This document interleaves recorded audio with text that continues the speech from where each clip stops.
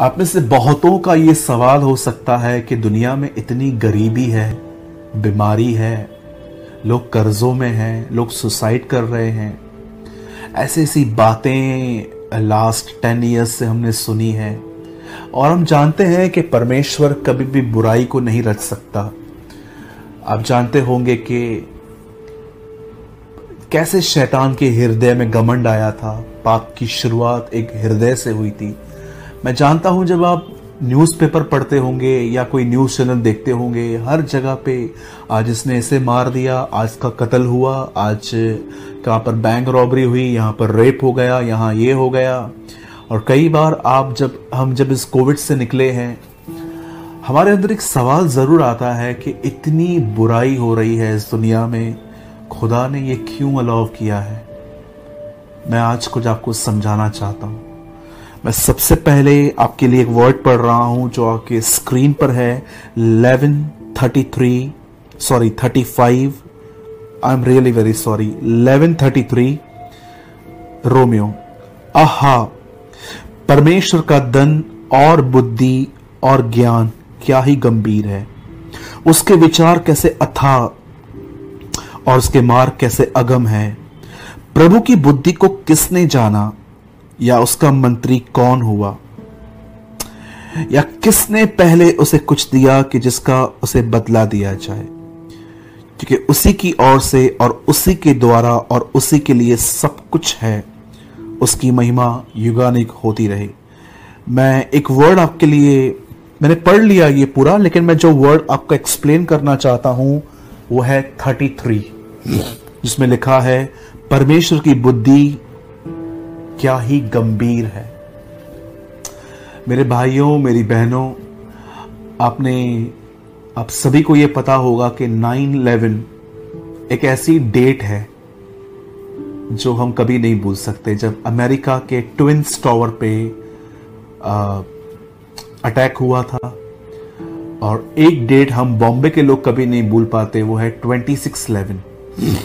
और आप जानते होंगे कि ये वो डेट है जब कुछ लोगों ने हमारे मुंबई के बहुत बड़े बड़े टावर्स पे अटैक किया था, ताज होटल पे, वीटी स्टेशन पे।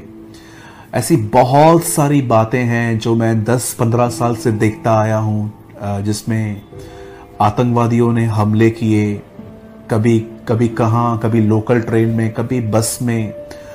कई बार जब हम ये सब आंखों से देखते हैं, क्योंकि मैं बॉम्बे में रहता हूँ, तो जब बॉम्बे में सीरियल ब्लास्ट स्टार्ट हुए थे, ट्रेन्स के अंदर बम रखा जा रहा था अलग अलग जगहों पे, बड़ी तकलीफ होती थी ये देखकर कि कैसे लोगों के हाथ पैर ब्लास्ट में कट जाते हैं। आप इन दिनों में देखते होंगे कि लोग ड्रग्स ले रहे हैं, शराब पी रहे हैं, पब्स में जाके पता नहीं कैसे कैसे वो काम कर रहे हैं।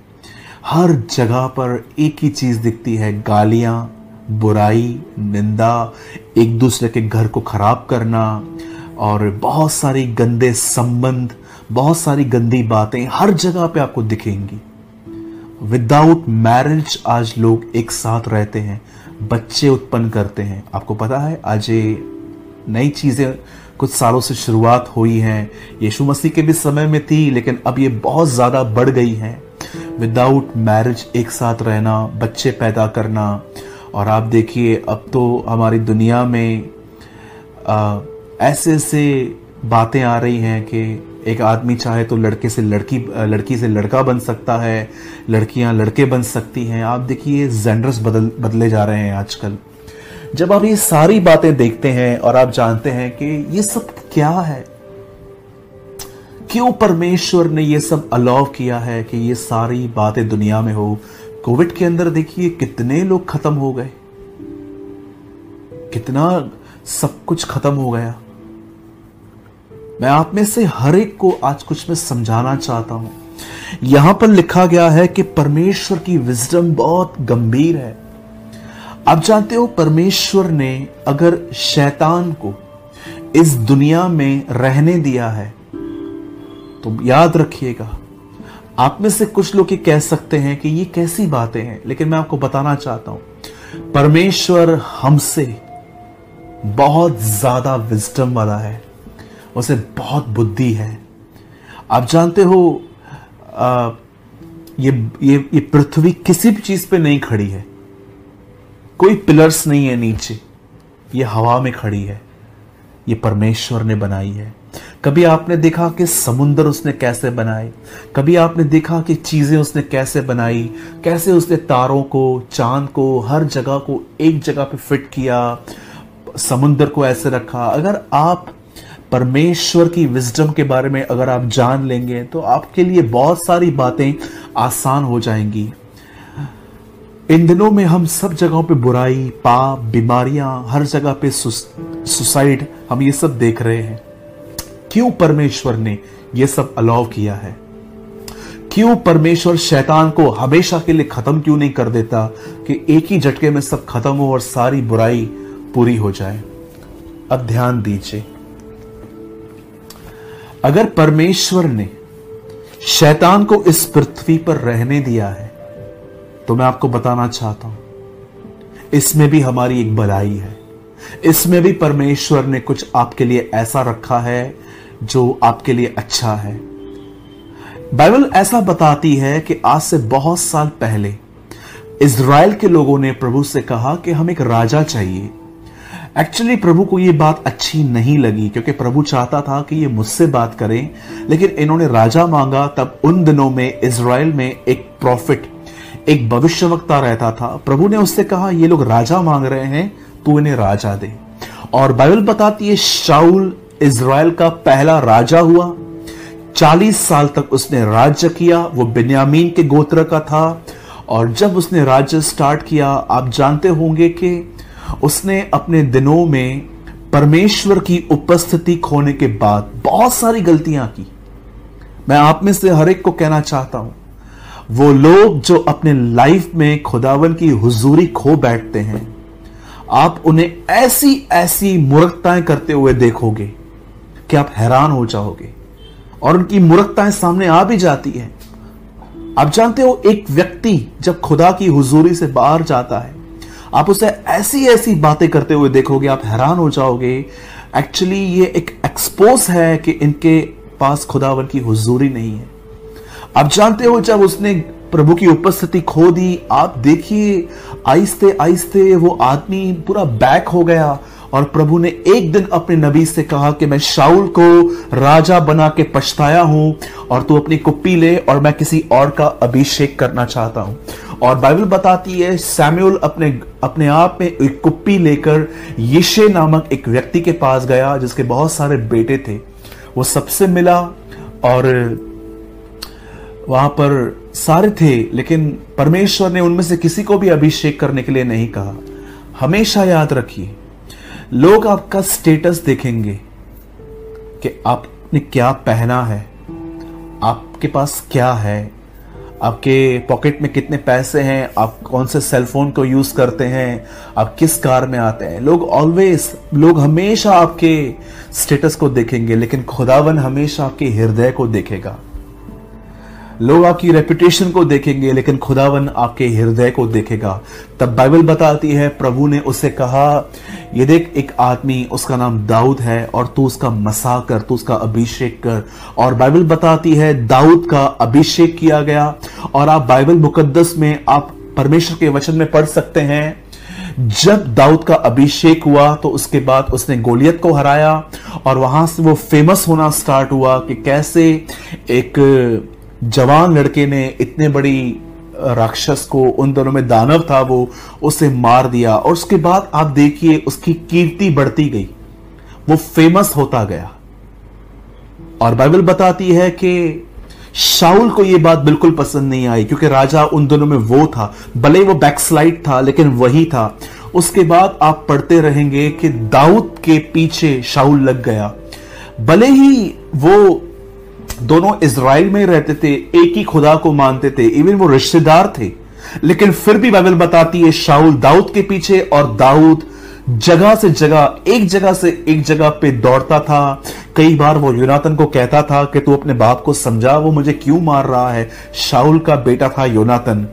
आप जानते हैं एक दिन क्या हुआ, जब शाऊल दाऊद के पीछे था, तब दाऊद यहां से वहां अपने जिंदगी को बचाने के लिए, क्योंकि शाऊल ने जब देखा कि दाऊद फेमस हो गया है, उसको सब प्रेस करते हैं, तो वो जलन में आके उसे मारने की कोशिश करता था। और दाऊद यहां से वहां घूमता फिरता छुपता था। और जानते हैं, एक दिन जब दाऊद एक प्लेस पे बैठा हुआ था, वो छुपा हुआ था, उसने वहां पर एक भजन लिखा, प्रभु मेरे छुपने का स्थान है। कई बार वो पहाड़ों में, गढ़ों में जाके छुपा, उसने वहां लिखा, यहोवा मेरा गढ़ है। कई बार जब लोग उसे मारने आते थे और प्रभु उसे बचाता था, तब वो कई बार लिखता था, वो मेरा रक्षक है। आप में से कितने लोग बस इस बात को देख रहे हैं? शाऊल यहां पर वो व्यक्ति है जिसको शैतान इस्तेमाल कर रहा है दाऊद को मारने के लिए। और आप कितने लोग ये देख रहे हैं, शाऊल को देखकर दाऊद खुदा के और करीब गया। मैं फिर से आपको समझाना चाहता हूं, इस स्टोरी में यहां पर 3 लोग दिख रहे हैं हमें, परमेश्वर, दाऊद, शाऊल। अब ये देखिए, शाऊल शैतान के द्वारा उपयोग में लाया गया, शैतान उसे इस्तेमाल कर रहा है दाऊद को मारने के लिए। लेकिन दाऊद ये देखकर कि शाऊल मुझे पीछे मारने से आ रहा है, दाऊद खुदा के करीब जा रहा था। अब आप मुझे बताइए, आप में से कितने लोगों ने यह बात नोटिस की? दाऊद ने मोस्ट ऑफ अपने जबूर, भजन संहिता तब लिखे जब शाऊल उसे मारने के लिए आ रहा था। आप जानते हो दाऊद परमेश्वर के करीब उन दिनों में क्यों चला गया? क्योंकि शैतान उसे परेशान कर रहा था शाऊल के द्वारा। मेरे भाइयों, मेरी बहनों, याद रखिए, क्यों प्रभु ने कहा धनवानों का स्वर्ग के राज्य में आना कठिन है। आप सोचिए, अगर एक व्यक्ति गरीब है, उसे एक बड़े अस्पताल में अपने बच्चे का इलाज कराने के लिए पैसा नहीं है, तो वो क्या करेगा? वो खुदा के सामने हाथ फैलाएगा और कहेगा, इसे बचा। लेकिन एक अमीर व्यक्ति के अंदर एक ख्याल जरूर होगा, हम प्रार्थना करके देखते हैं, लेकिन उसके अंदर एक ख्याल जरूर होगा, कुछ नहीं भी हुआ तो मैं डॉक्टरों को भी जानता हूं और मेरे पास इतने पैसे भी हैं कि मैं वहां ले जा सकता हूं। अगर आप ये सोचेंगे तो क्या हम हमेशा गरीब रहें? जी नहीं। पर मैं आपको बताना चाहता हूं, ऐसे बहुत कम धनवान लोग होते हैं जो पैसा होने के बाद भी अपना ईमान परमेश्वर पे रखते हैं। आप सोचिए, आज बहुत सारे जो लोग आज अमीर हैं, अगर आप उनको बताओगे कि प्रभु के पास आओ, सब कुछ ठीक हो जाएगा, वो कहेंगे मुझे कुछ प्रॉब्लम ही नहीं है, मैं क्यों आऊं। लेकिन यही अमीर लोग जब डॉक्टरों के पास अपने बच्चों को लेके जाते हैं या खुद जाते हैं, जब इन लोगों को आंसर मिल जाता है कि आप नहीं बच सकते, तब आप इन्हीं लोगों को कलीसिया में आते हुए देखते हो। अब आप मुझे बताइए, क्यों परमेश्वर ने अलाउ किया है कि शैतान यहां रहे? फॉर वन रीजन, वो जानता है कुछ लोग मेरे पास खुद नहीं आएंगे, यही भेजेगा, ये इनको थोड़ा परेशान करेगा और ये परेशानी में मेरे पास आएंगे और मैं इन्हें मिल जाऊंगा। मेरे भाइयों, मेरी बहनों, एक इंसान होकर हम इतनी अच्छी विजडम रखते हैं, अगर हमारे घर के अंदर कुछ काम चल रहा है और एक लाइट का बोर्ड है, उसमें से कुछ तारें, कुछ वायर नीचे लटक रही है, बार बार हम देखते हैं कि हमारा बच्चा वहां तो नहीं जा रहा, कहीं वायर को टच तो नहीं कर ली। आपको इतनी विजडम है, आप सब मैनेज कर लेते हो, तो जरा सोचिए उसके पास कैसी विजडम होगी। एक हाथ में आप अपना फोन लेकर ऐसे कान पे यहां रख देते हो, गाड़ी भी चलाते हो, फोन पे बात भी करते हो। कितना खुदा ने आपको विजडम दी है, आप गाड़ी भी चलाते हो, ब्रेक भी दबाते हो, फोन पे बात भी करते हो, सामने से भी देखते हो। आपके पास इतनी बुद्धि है, तो जरा सोचिए खुदा के पास कितनी बुद्धि होगी। और उसकी बुद्धि ने एक काम किया है, उसने शैतान को रहने दिया है। याद रखिएगा, सुसमाचार ये नहीं है कि आपके पास कभी तकलीफ नहीं आएगी, लेकिन सुसमाचार ये है कि परमेश्वर शैतान के सारे कामों को आपकी भलाई के लिए इस्तेमाल कर देगा।